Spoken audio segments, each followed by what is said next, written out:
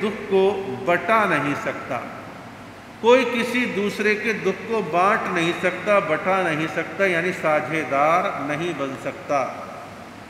आपके सिर में दर्द हो रहा है तो सामने वाले को इतना ही कह सकते हैं, ठीक हो जाएगा, थोड़ी हिम्मत रख, ला तेल लगा दूं, ला बाम लगा दूं।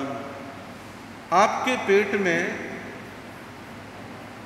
पेट में कोई दर्द हो रहा है, अब आपके पेट में कोई पीड़ा हो रही है, सामने वाला जो आपको आश्वासन दे सकता है, सामने वाला आपको कुछ अच्छे बोल सकता है, आपको हिम्मत बंधा सकता है, कोई दवाई दे सकता है, लेकिन वेदना तो आपको ही भोगनी पड़ेगी, वेदना आपको ही भोगनी पड़ेगी। तो इसलिए कहा गया है कि कोई किसी दूसरे के दुख को बटा नहीं सकता, कोई किसी के दूसरे के दुख को बटा नहीं सकता, यानी दुख अपना ही होता है, दूसरा उसमें पार्टनरशिप जो है वो नहीं कर सकता है।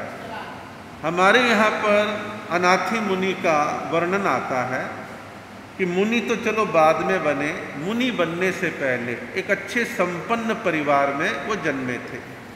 पिता थे, माँ थी, बहन थी, पत्नी थी, भरा पूरा परिवार था, पैसा भरपूर था, लेकिन उनकी आँख में भरपूर वेदना प्रारंभ हो गई, आँख से पानी झरता, दर्द होता, वेदना होती। परिवार वालों ने उनके इलाज पर खूब पैसा लगाया, खूब उपाय करे, डॉक्टर वैद्य को दिखाया, परिवार वालों ने जो सेवा ऊपर की होती सबने करी, लेकिन उसके बावजूद भी ठीक नहीं हो रहे थे। तो एक बार उनके मन में ख्याल आ गया, ना जाने कैसे आ गया, बस ये ख्याल आया, सब कुछ करके देख लिया, सब कुछ करके देख लिया, पैसा भी लग रहा है, सेवा भी हो रही है, डॉक्टर वैद्य अपना काम कर रहे हैं, लेकिन वेदना ही कम नहीं हो रही। तो मन में एक भाव आ गया कि मैं धर्म की शरण को ग्रहण करता हूँ, और यदि धर्म की शरण से मेरी तकलीफ ठीक हो गई तो मैं दीक्षा ग्रहण कर लूँगा, मैं साधु बन जाऊँगा। ये उन्होंने सोचा।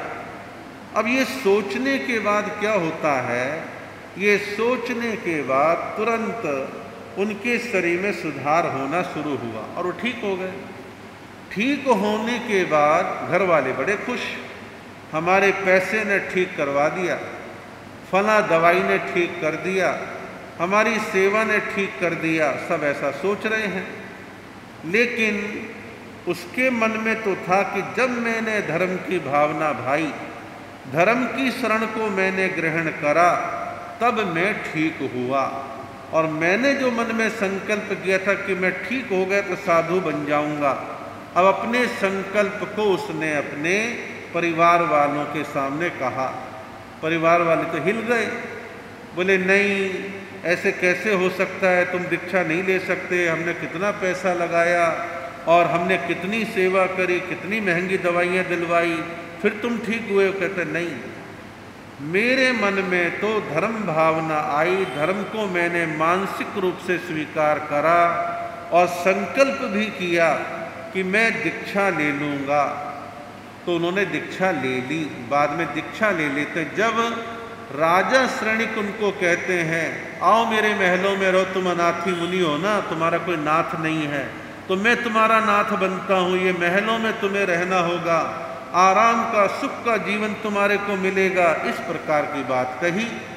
इस बात को सुन करके उन्होंने कहा नहीं, एक्चुअल में मैं अनाथी अपने आप को क्यों कहता हूँ, इसलिए कहता हूँ धन मेरा नाथ नहीं बना, परिवार वाले मेरे नाथ नहीं बने, उन्होंने मेरा कोई दुख नहीं बांटा।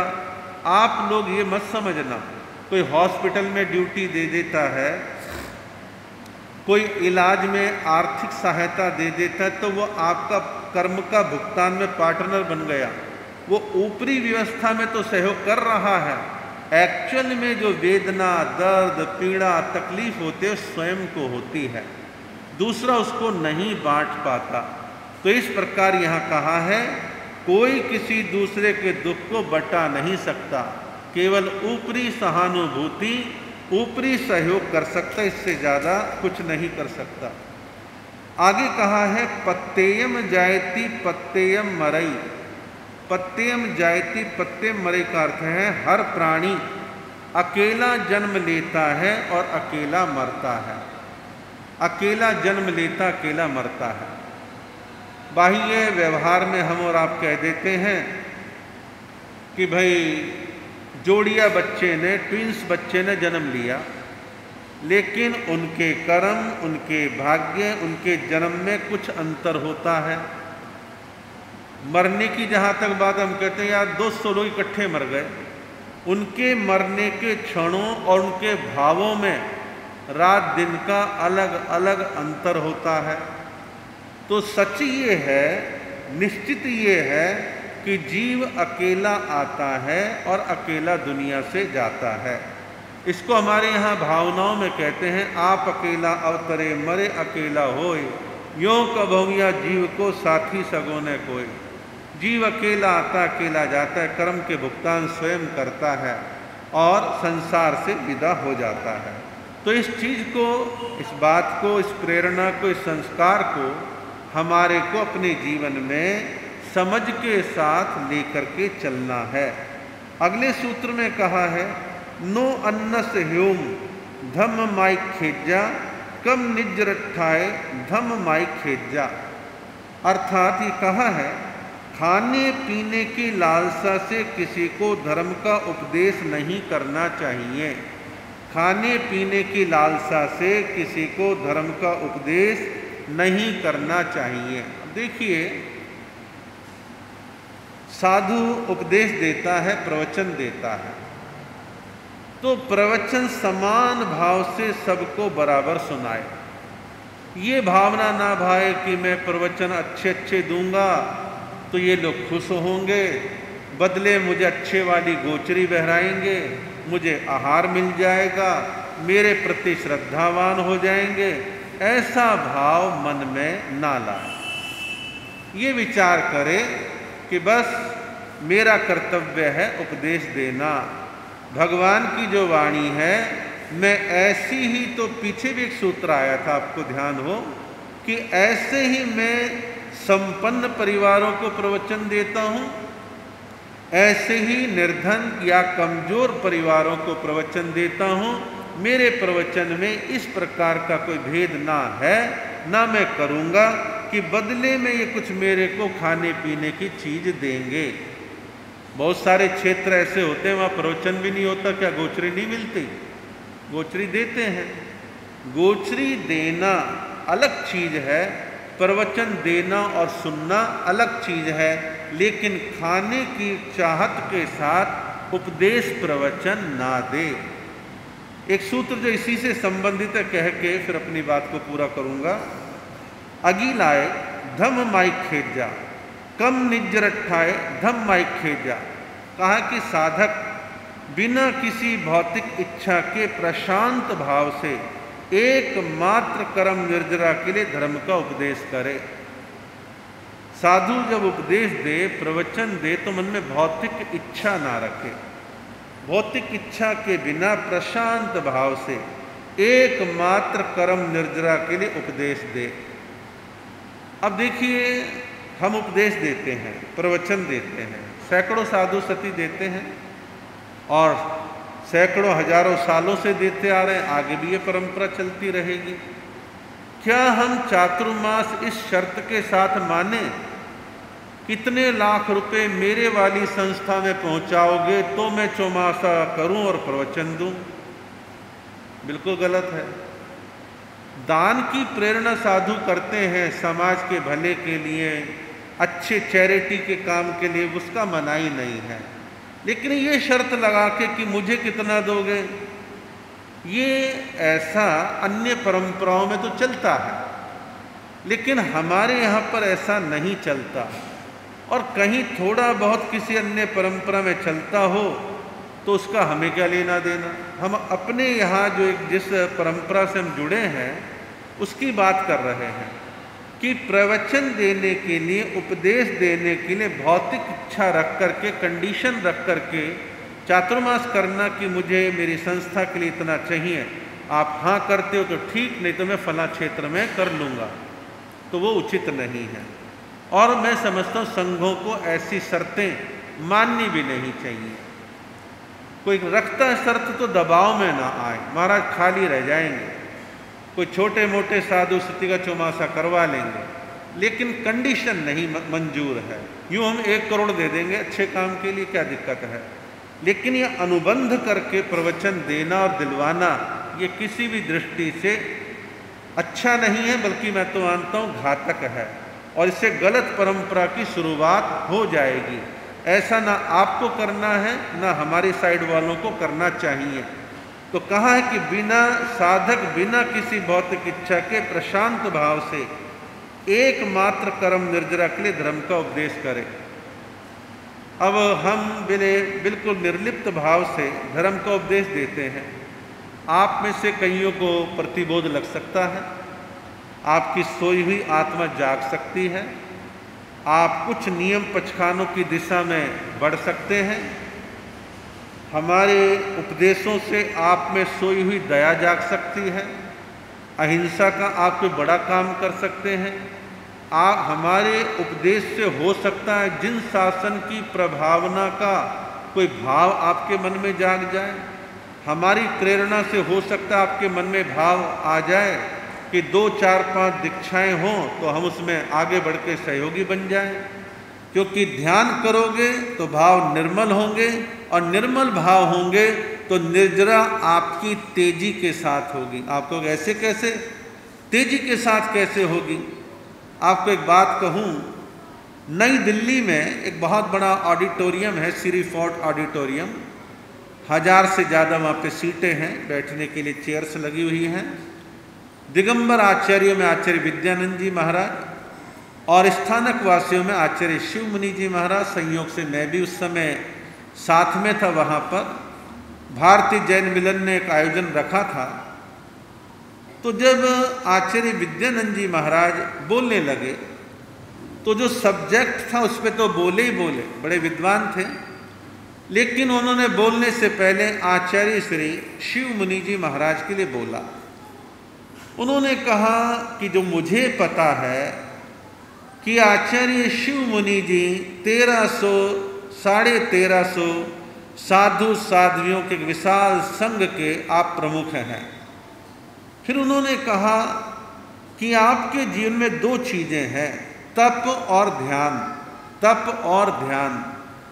35 साल से आप एकांतर तप कर रहे हो, और अनेक वर्षों से आप जो है ध्यान भी कर रहे हैं और करवाते भी हो। तो उन्होंने कहा जिसके पास तप भी हो और ध्यान भी हो, वो एकदम तेजी से लार्ज स्केल पर कर्मों की निर्जरा करता है।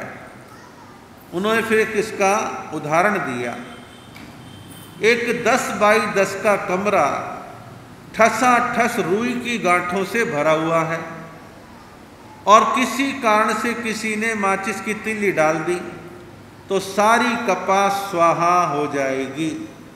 ऐसे ही कर्म का कोठार भरा हुआ है, कर्मों की निर्जरा करनी है, कर्म खपाने हैं तो तप भी करो और ध्यान भी करो। दोनों के करने से व्यापक तौर पर आपके कर्मों की निर्जरा होगी और आप शुद्धिकरण को प्राप्त कर पाएंगे। तो ये आत्मिक शुद्धि के पर्व हमारे आपके सामने उपस्थित हैं। इन 8 दिनों को अष्टान्नी का पर्व भी कहते हैं, लेकिन ये शब्द अष्टान्नी का पर्व बोलने में कम आता है, पर्युषण पर्व बोलने में ज़्यादा आता है। तो ये 8 दिन जो है पर्युषण के, इनमें हमारे कुछ विशिष्ट कर्तव्य होते हैं। पहला कर्तव्य है कि हम जब जब मौका मिले पोषद करने का भाव रखें। पोषद कर, पोषद जो है परम औषध है। औषध कहते हैं दवाई को, तो ये औषध परम औषध है पोषद। और आमतौर पर जिन लोगों को अच्छी प्रेरणा लग जाती है वो अष्टमी, चतुर्दशी, पूर्णमासी, अमावस्या आदि विशेष दिनों में पोषद व्रत की आराधना करते हैं। और पोषद एक प्रकार से बड़ी सामायिक है। एक तो आपकी 48 मिनट की सामायिक होती है, लेकिन पोषद में तो आप 24 घंटे सामायिक में रहते हैं। और वो 24 घंटे की बड़ी सामायिक आपको धर्म लाभ देने वाली होती है। और पोषद का इतना महत्व है, हमारे आगमों में 10 श्रावकों का जो वर्णन आता है, उनकी अपनी पोषदशाला घर में होती थी। और घर की पोषदशाला एकांत में होती थी, और पोषद लेके एकांत में बैठ जाते थे, और आत्म चिंतन, ध्यान, स्वाध्याय इत्यादि वो उनका चलता था, और जिससे उनकी आत्मा निर्मल होती थी। पर्युषण पर्वों में दूसरा आपका प्रमुख कर्तव्य है कि आरंभ समारंभ के कार्यों से निवृत्त हो जाना। आरंभ समारंभ के कार्यों से निवृत्त हो जाना। देखिए, मोटे तौर पर आप अपने घर के बहुत सारे काम ऐसे हैं जो बच्चों के लिए हैं, किचन के लिए हैं, खाने पीने के हैं, वो आप 8 दिन सीमित कर देते हैं, उनसे बच भी नहीं सकते हैं। लेकिन आपको यदि ये लगता है कि फला फला प्रकार का क्रियाकलाप, व्यवहार, व्यापार आरंभ समारंभ का है, तो 8 दिन उसको छोड़ दें और आरंभ समारंभ से 8 दिन बचने का काम करें। कल अखबार में मैं कटिंग देख रहा था, और पूरे देश में काफ़ी बड़े समाज को मालूम है कि पाली में पर्युषण पर्वों में व्यापार, काम धंधा, भट्ठियाँ, कल कारखाने जैन लोगों के बंद होते हैं, तो साथ वाले जो दूसरे अदर्स लोग हैं, वैष्णव लोग हैं, अन्य लोग जो व्यापार में जुड़े हैं, वो भी कहते हैं चलो 8 दिन जैन समाज बंद करता है, हम भी बंद कर देते हैं। तो 8 दिन इस प्रकार के आरंभ समारंभ के काम लगभग बंद कर दिए जाते हैं। और तीसरा प्रमुख कर्तव्य, जिसके बारे में आप पहले सुन चुके हैं, तप की आराधना। तप की आराधना जितनी बन पाए उतनी करने का भाव रखना। और चौथा आपका कर्तव्य होता है अभयदान, कि प्राणियों को अभयदान देने का जो भी आप काम कर सकते हैं करें। आप कहोगे 8 दिन हम कहाँ जाएं अभयदान के लिए? मोटे तौर पर आप साल भर करते हैं। आप कहोगे कैसे? आपने गौशाला को दान दिया, वो दान जो है अभयदान ही तो है। आपके पैसे से गाय आएंगी, उनका संरक्षण होगा, और जितना उनका स्वाभाविक आयुष्कर्म है वो अपना स्वाभाविक आयुष्कर्म भोगेंगे। और अभयदान का दूसरा अर्थ ये भी है, आपके कारण आपके अड़ोस पड़ोस वाला, आपसे जिसने लोन कर्जा ले रखा, वो व्यक्ति किसी वजह से दबा हुआ, भयभीत महसूस करता है, तो आप उसको रिलैक्स दें कि भैया हमारे से तो घबराने की जरूरत नहीं है, लेकिन व्यापार काम धंधा हम करते रहेंगे, लेकिन अनावश्यक किसी को हम भयभीत ना करें। तो ये सारे पर्युषण के आपके कर्तव्य हैं। इन कर्तव्यों का निर्वहन आप लोग कम ज़्यादा मात्रा में करते हैं। इसको और जितना बढ़ा सकते हैं उतना बढ़ाने का प्रयास, प्रयत्न आप लोगों को करना है। इन पर्युषण के दिनों में आपको बहुत सारे और अच्छे काम करने हैं। जिमीकंद आप कितना खाते कितना नहीं खाते मुझे नहीं मालूम। जो लोग थोड़े से ज़्यादा संभले हुए होते हैं वो 4 महीने छोड़ देते हैं। कुछ लोग भादव के अंतिम समय तक, यानी जब दशलाक्षणिक पर्व संपन्न होते हैं तब तक के लिए 60 दिनों के लिए त्याग कर देते हैं। कुछ लोग इसी प्रकार जिमीकंद के साथ साथ अपने रात्रि भोजन का त्याग करते हैं।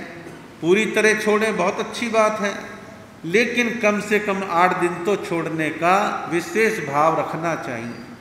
8 दिनों में आप कच्ची पक्की का भी, लिलोती का भी त्याग करते हैं, ये भी आपको करना चाहिए। और भी बहुत सारे जो आपके कर्तव्य हैं उन कर्तव्यों का आप पालन करें, धर्म की आराधना करें, जप करें। आपके क्षेत्र में कई हालात और परिस्थितियों का विचार चिंतन करते हुए श्री संघ ने पीछे जाप रखा है नमोकार मंत्र का। और ये 9 घंटे का जाप दिन दिन का रहेगा। आप अपनी स्ट्रेंथ बढ़ा सकते हैं, ज़्यादा से ज़्यादा जाप दे कर के आप 24 घंटे के जाप की पूर्ति कर सकते हैं कि भाई जब जाप देने वालों की संख्या ज़्यादा होगी तो जाप ज़्यादा होगा, और जाप ज़्यादा होगा तो औसत आपकी 24 घंटे के जाप की आ सकती है। और अभी मान लो आप जाकर के दोबारा 2 बजे 3 बजे 4 बजे आना चाहें तो आएँ, और आना ही चाहिए। किस चीज़ का प्रमाद करना, 8 दिन ज़्यादा से ज़्यादा धर्म आराधना आप लोगों को करनी ही करनी है। और दोपहर में कल्प सूत्र की वाचना होगी 2:30 से 3:30, जो कि हमारे अरहम मुनि जी महाराज कल्प सूत्र की वाचना देंगे। और कल्प सूत्र के अंदर 24 तीर्थंकरों का जीवन चारित्र है और साधुओं के कल्प का वर्णन आता है। बाद में स्थिरों का वर्णन आता है, स्थिरावली का वर्णन आता है। तो इस प्रकार इसमें इतिहास भी है और महान पुरुषों का जीवन चारित्र भी है। तो जीवन चारित्र और इतिहास हमें प्रेरणाएं देता है। तो आप कल्प सूत्र की वाचना सुनने के लिए दोपहर में आने का विशेष तौर पर भाव रखेंगे। और इसी के साथ साथ आप थोड़ा समय पर आने का भाव रखें, क्योंकि प्रारंभ में एक भजन होने के बाद पहले मूल पाठ सुनाया जाता है। तो मूल पाठ सुनने का भी आप लक्ष्य रखें।